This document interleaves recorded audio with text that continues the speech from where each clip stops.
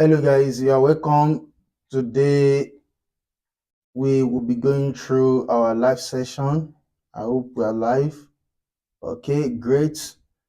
I want to appreciate those who have, commented, those who have shared some tips over the period of our review. We looked at this document, which is the 30 greatest lead generation tips, tricks, and ideas. And I said we'll be going through this material because it's beneficial and it's also going to help me. So I think we are back online. Great. So we just want to continue the concepts. We said to generate leads. Leads are potential customers, the information of potential customers, those who showed interest in your offer and are willing to share with you their information. Now, what do you do when you get to this stage of generating leads? You follow up. So whenever you follow up, it gives you the opportunity to close as much sales as possible. So we are now looking at the lead generation tool. What are the mechanics that you should consider in order to have subsequently automating the process makes you keep earning or keep making sales or keep closing even when you literally just need to set up the tools to get you started. So in our previous topic, we've looked at, in our previous sessions, we've looked at the offer and we've considered creating an irresistible offer. What are those concepts that make the offer irresistible? Now we look at use of elements of scarcity. We look at the bandwagon effect. We also look at leverage news jacking. So the video to the previous session that was held last Thursday is available. You'll see the link. So please feel free to go through that. Today we will just continue on the second chapter of this book, which is call to action. Whenever you see so if your call to action is not successful in terms of grabbing people's attention, okay, it is not easy to click on, it is not really captivating, or it is giving several other options, okay, then people will not engage with you. People will not buy into your offer. People will not even subscribe to your newsletter or fill your form because you've not made it easy for people to have easy experience clicking on your call to action. So we need to know that for us to set up call to action, CTA that rock, elements that we should, because they are metrics. There are metrics that we are measuring in order for us to see those who visit the website. Okay, if you go to the website, let me just pick this one a bit. Let me just say Mulgit Fertiga. I think this will work for me. Let me use Palladium Innovation. Okay, when you get to a site, let me say this Palladium Innovation, Mulgit Fertiga. So you want to see some metrics. How do we know that people actually get to your website? So there is this for Facebook. Facebook has this meta pixel helper, and we'll be able to monitor or measure those who visit the website.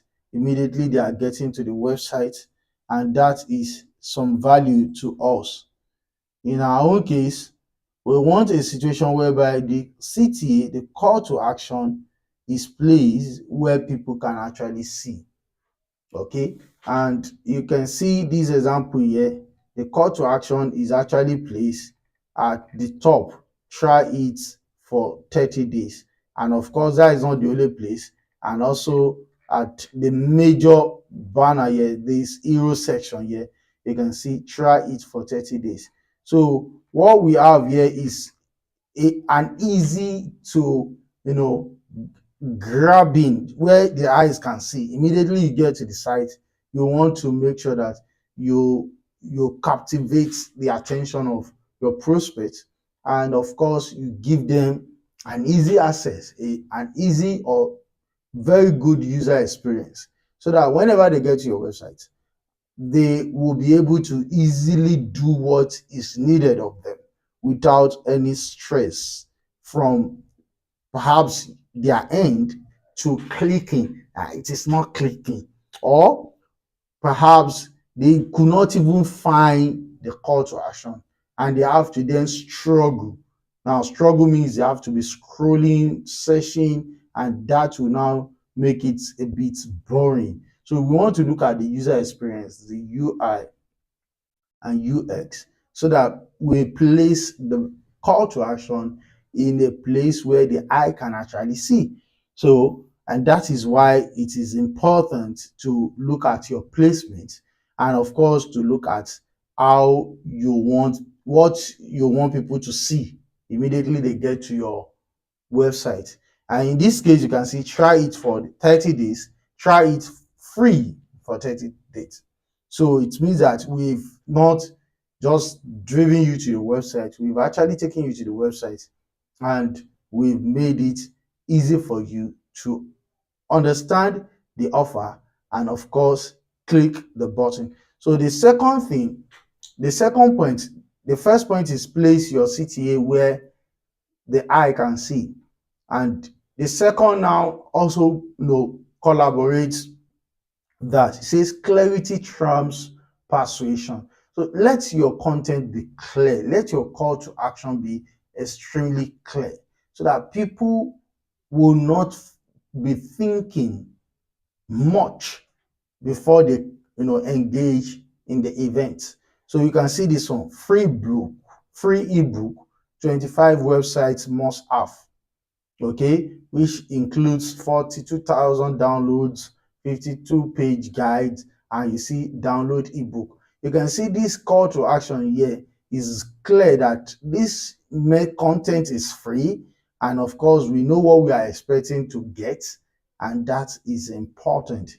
That is one of the favorite phrases that the author said she learns from marketing experiments. Oftentimes, marketers will put more focus on being clever than being clear. Okay, be crystal clear about what offer is in your CTA, so people understand what they want to grab. If they are interested in it, there is a linking point. That is a bond, a placement of for bond. So be specific. If you are giving away a free guide, say download our free guide to X, X, Y, and Z. Okay, if you are hosting a free webinar, say register for a free webinar on X and X topic. You should be clear. Your CTA should be clear, should not be ambiguous or confusing. Okay, because if it is confusing, people may be thinking, overthinking, and they will not even engage on your call to action. Now, the next point is that your CTA should contrast out. There is this color combination that you want your CTA to stand out. Okay, of course, we know that call to action is meant to stand out. Okay, so if your CTA blends in too much with your website design, and nobody will really notice that, okay, this is where I need to click, because it's just like every other text on your website. So you want your CTA to grab as many eyeball as possible, so that whenever they get to your website, you don't just want them to be seeing the same thing and everything is just like remember everything. No, you can see this example here, which is on Evernote website sample. The CTA is actually down below here, but it is not, you know, it is just the same color. It blends with the main concept, the main design of the website, and did not stand out. In fact, we do not know that this is indeed their call to action button here, because we are just seeing everything just related to the basic design, and nobody people will literally be skipping this out. Of course, there are platforms that you can actually get to, and you'll be able to color. So if you come to color palette or color picker, I think we can pick. So okay, let me use this color hunt. So it helps designers to really look at color combination that go along. It's like my internet is really, I don't know. So colorhunt.co.co is a recommendation. You can pick, if your brand color, like in this material now, this is your brand color. If your brand color is this, and you can put your call to action on this color, it will do two things. One, it's going to blend because the color combination actually go along. Then it's still going to stand out because they are not the same color, right? So you want to look at placement whereby this is your background color, and you want to place something that will make that there is a construct on each of these color. You can have this as your background, have this as your call to action, or you have this as your background and have this as your call to action button color. You can have this as your background and have this. In fact, for the section of your call to action CTA, you can actually, blend the color so that your CTA button will stand out. So you want to make use of that, and make use contrast to make CTA stand out. Okay. The next one is link your CTA to a dedicated landing page. This tip might seems minor, okay, but it's incredible how often businesses miss the opportunity. So getting free ebook on how to code, and unfortunately getting to the landing page, one is now seeing traveling expenses, traveling tours, and all these. So they are not the same. Okay? You want to make sure that your CTA is linked to a dedicated landing page, and that is important. Even if your CTA is about your brand or your product, and perhaps not an offer like a download, still send them to a targeted landing page that is relevant to what they are looking for. Okay. If you have the opportunity to use a CTA, send them to a page that will convert them into a lead. Okay. So it's important. Now the next point here, it says promote offers on product page. Now you can always promote offers on a product page. If somebody fills a form and we send them to a product page, says CTA shouldn't be one size fit all. Okay. If your company offers various products or services, you may want to consider creating a different offer for each of them. Okay. And then you place CTA linking to each offer on the website pages that are most relevant to that same offer. So you can always want to have an offer already related to another product on your landing page for an opt-in service of, probably like in this case, we have search engine optimization on HubSpot page. We have search engine optimization, and we also have another offer down below where you can actually download uh, a free guide So it's always no problem. You can always do that. So the next one is if people have actually filled in your form and you've generated the lead, then what happens? You want to redirect them to a thank you page. You want to redirect them to a thank you page. And of course, even if if someone completes a form on your website, thus they have converted as a lead. Okay, don't stop there. Increasing engagement is also a top priority for marketers, so that prospects turn into loyal fans. Someone who wishes to your thank you page of your website, meaning they filled a form. Okay, so you've generated the email lead for a CTA of a landing page, and that is not the end of the ball game. There is what's called, upsell. You can always offer them something more, because that is one way to show that you are in fact robust and you are, valuable, you are value laden.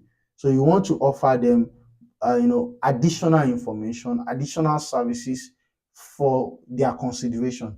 For instance, let me share something here. For instance, if you have probably have an opt-in for an email application, and once the person opts in and still considering that this email application is what they are going for, you now have an email template, which is another solution, right? Already written email templates that you can offer, or probably you are selling it.